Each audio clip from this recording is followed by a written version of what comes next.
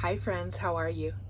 I'm Jerry, and I've been having a somewhat eventful, silly day and a good day here in the trailer and outside of the trailer with my little puppy dog. Early this morning, we got locked out of the trailer after my husband had already gone to work. There's a little lever that you flip if you want it locked when you're inside the trailer, and apparently if you don't have it all the way the other way when you close the door from the outside, then it's locked. And so of course I was in my pajamas and didn't have my keys on me, which I had made up my mind that I'm going to start making sure I have the keys on me every time I go outside the trailer because of this very thing. I actually just did the same thing the other day, and fortunately my husband was home that time and was able to just let me into the trailer, but he had already gone to work. And so I went over and my father-in-law got me a spare key to use, and so I was able to get back in. And then Bixby and I had some errands to run and some people to meet, so we went through the coffee shop drive-through, which he loves. He definitely expects his treat now when we go to the coffee shop, and so he was a happy little boy. He got to meet my friend Julie. We brought her a coffee and dropped off some things for her, and he got to give her some loves and some kisses. And then we went and he got to meet my nephew Jaden for the first time, and we got to give Jaden some homemade fudge to share with his family here. So it's been a little bit of an eventful day. I'll be honest, I'm still in my PJs on the bottom half, but that's okay because I'm not really going anywhere else today.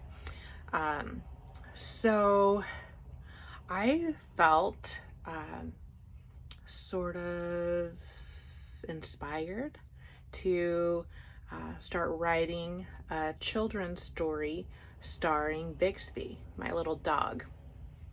And so that's been kind of fun. I'm working on that, and I have a friend that's gonna help me out and give me some advice regarding writing the book and publishing, because that's been a goal of mine for a while, and for a number of years actually. And I do perhaps want to write about my life, if only for myself.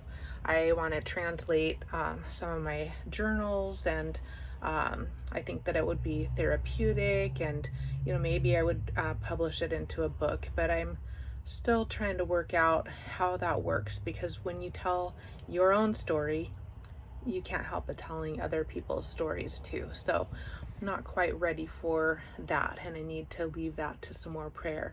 But I'm excited to be working on at least one kids book starring my little Bixby.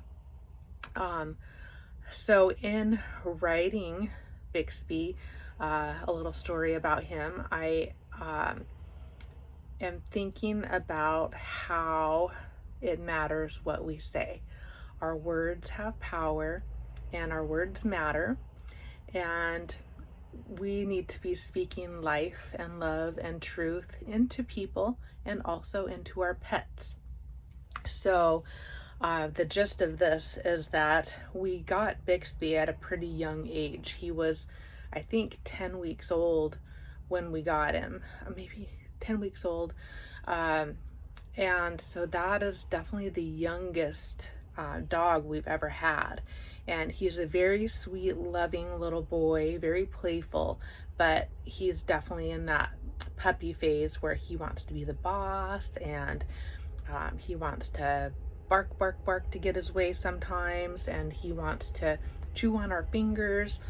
And so my husband keeps saying, oh my gosh, what have we gotten ourselves into? And so I keep saying, he's becoming a good boy. He's becoming a gentle dog. And it's kind of a joke, but at the same time, I know that there is power in our words, and somehow it goes into the spirit realm, I kid you not, and makes an impact on people and animals and life in general. And so I just want to be aware I really always try to be aware of what I'm speaking over my husband and my son, and now my little Bixby boy.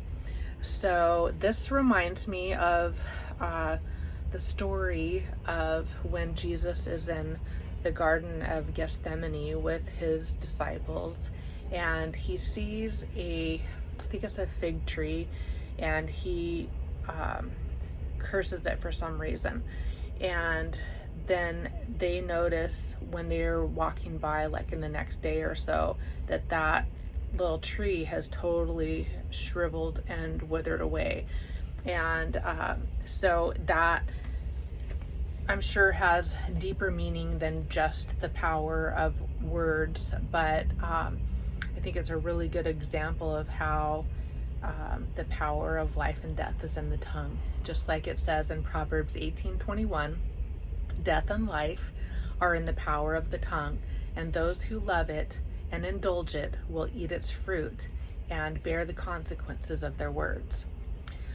So another example that I have of this kind of thing is a little more personal and painful, so I won't go into the details of it because that's an example of sharing someone else's story along with sharing mine. So in order to maintain privacy, I'll just say that there was a situation with someone close to me at one time. This has been years ago, but where we thought that there was maybe going to be a diagnosis of schizophrenia or manic depression, and there ended up not being. It was just a temporary situation, but I was reading up everything that I could on schizophrenia, and I came to an actual medical page. I think it was maybe even something from the Journal of American Medicine.